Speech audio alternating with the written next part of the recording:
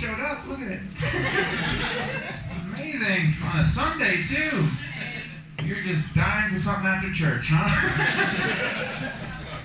I'm really excited to be here, though. As Chris mentioned, I'm from Winnipeg, and I'm here for the 2nd anniversary of Crickets. Very excited about that. Chris's birthday. Very excited about that. Plus, I'm also celebrating something myself. I recently became a newlywed. So, thank you.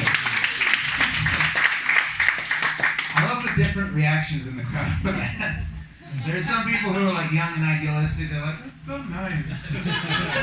Good for him. And then there are like the couples who have been together for a while. They're like, oh, he'll learn. And then there's just shock and disbelief. But I'm really excited about it, you guys. My wife will arrive in about 4 to 6 weeks. Very excited. Get to know her. Figure out what her name is. Something Russian. I'm kidding, by the way. I feel like you're judging me right now. They stop laughing and they're like, let's see where this goes. I'm not actually ordering women off the internet, just so you guys know. Not after the last time. The last one I had to return. What a hassle. They do not like going back in the box.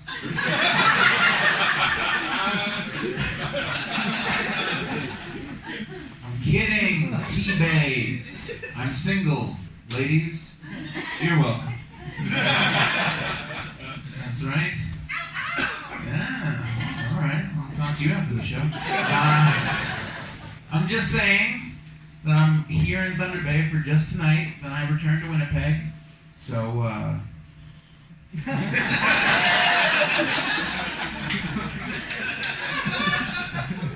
I can be our little secret. Isn't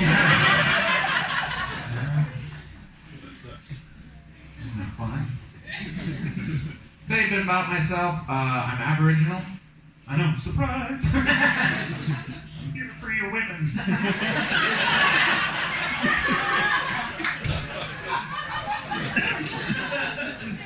They said no.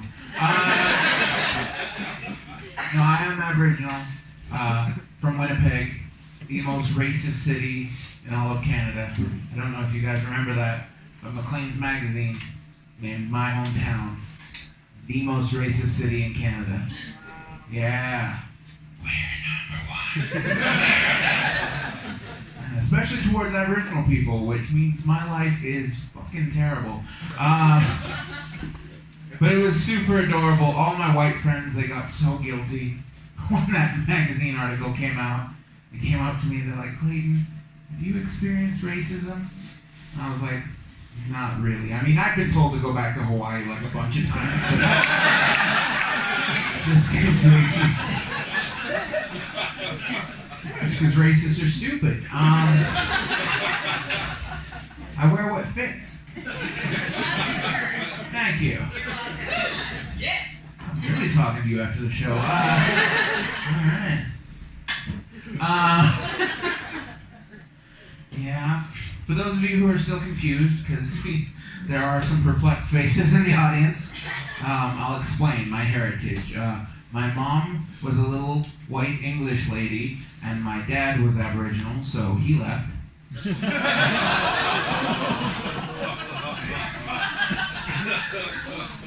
You can laugh. I don't have any hard feelings towards my father for leaving my mom. I met her. I know why he left. If I was older, I'd be like, take me with you. When I was a baby. I feel like I got to a really sort of important part of my life. I got a tattoo on my arm that symbolizes my father's impact on my life. Do you guys want to see my tattoo? Yes. Yeah. Take it off.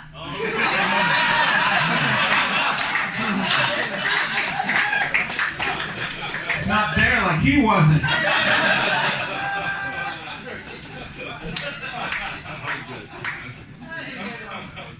That is the first time I've been told to take it off on stage. Usually it's, put it back!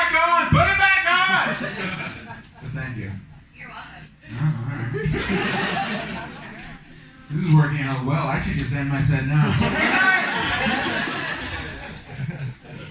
Because I've never been good with women. I've never been like smooth or suave or I'll give you my history. When I was in high school, my surefire way to meet women was to become a magician. Yeah. No. That is terrible advice. Nothing shuts down a woman's sex drive like pick a card, any card. You can practically hear it slap shut.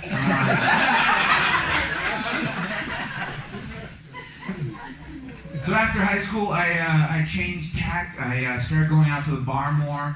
I started wearing those like MMA shirts, you know, because I thought like, oh, I look all tough, and you know, maybe the women will think, oh, he's on his way to the octagon, like that kind of thing, you know. Yeah, they weren't buying it either. They saw the shirt by UFC and the body by KFC, and they're like, something's not adding up here. But after that, I did a short time in porn. As a cameraman, by the way. Yeah, I was a cameraman for a Winnipeg-produced niche porn website for a squirter. Yeah. A lot of my young guy friends were like, oh, that must be amazing working in porn. And I'm like, no. No. I compared it to working at SeaWorld, only awful. Because I was always in the splash zone. So now I do comedy, hoping to get big and famous. Well, I'm big, but famous enough to get groupies. So, yeah, I shouldn't call you a groupie yet, because I don't want to be presumptuous. I mean, we're locked in, but still. All the way. Oh my. Good night. But in actuality, they're not called groupies for comedians. The industry term is actually chuckle fuckers. So.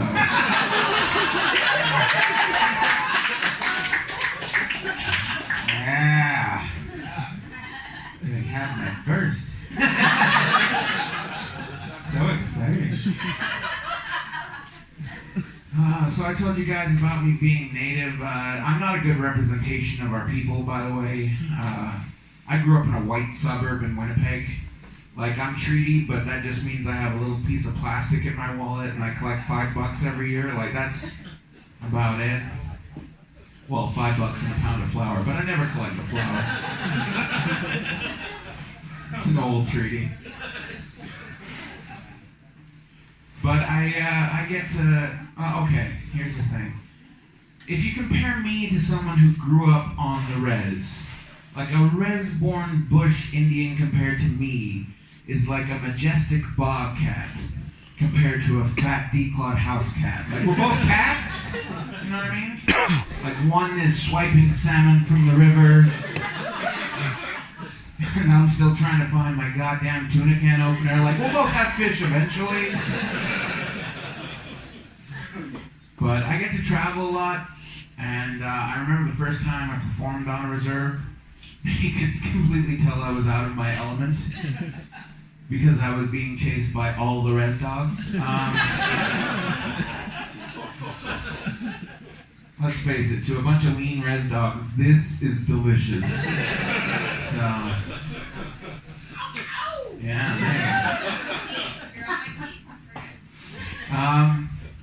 But they wanted to make me feel, you know, at ease, and they wanted to make me feel a part of their community.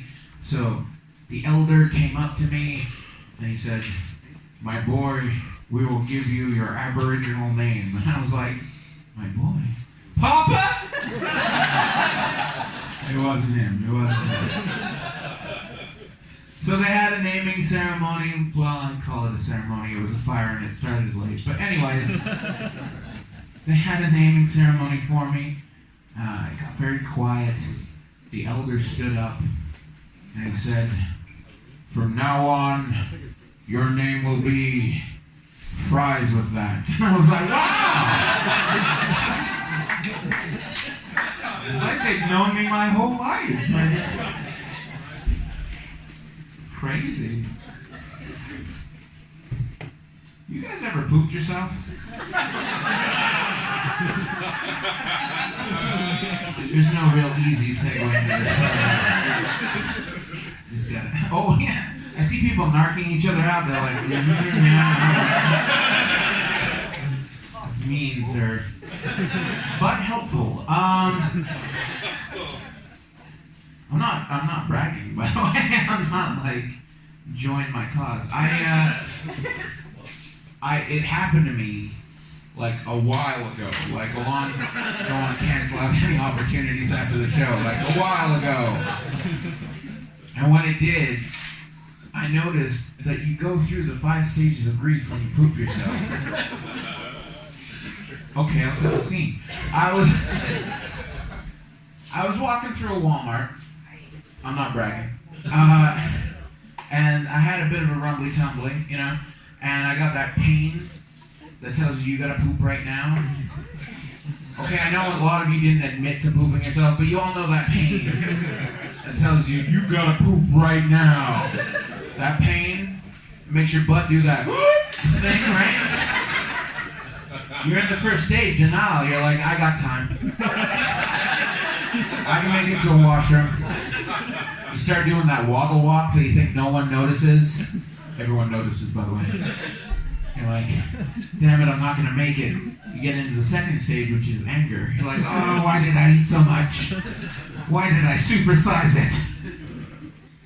Then you get to a weird part, because the third stage is bargaining. You start telling lies to your own ass at that point. Things you know you will never follow up on. But you are just hoping and praying it's dumber than you are at that point. You're like, come on, man. Hold it together. I'll buy us a scooter. We'll never walk again. How about that? Then it happens. And you're in stage 4 depression. Because you are a grown man standing in the middle of a Walmart pooping himself. In the decor aisle. Trying not to make new decor, if you know what I mean. You look across the way. You wonder if those people over there can tell that I'm pooping myself right now. Yeah, they can tell. That's amazing, because once you get through those 4 stages, you get to the 5th stage, which is acceptance. Because once you pooped yourself, you just gotta accept it and get on with the rest of your shit, right?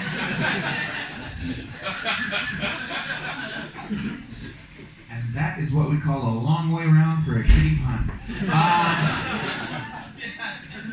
Before I go tonight, guys, you guys are so much fun. I want you to start a revolution here in T-Bay. Don't start looting yet. Listen. I fight for a cause on a daily basis because I read a statistic online that, like, shocked me to my core. Like, just, hit me right here. It said that of the people surveyed, 43% said that they prefer bacon over sex. Right? I like you. Bacon has consistency, Oh. But over sex, like it just blew my mind. Like, okay, I'm a big dude. I love bacon. Still blows my mind. Cause okay, 85% of this is bacon. Like, but over sex, it just, right? Because I'm thinking, like, why not both? That's the revolution, T-Bay. Bacon and sex, yes! Yes! Gives whole new meaning to pigs and blankets. Bacon wrapped sausages.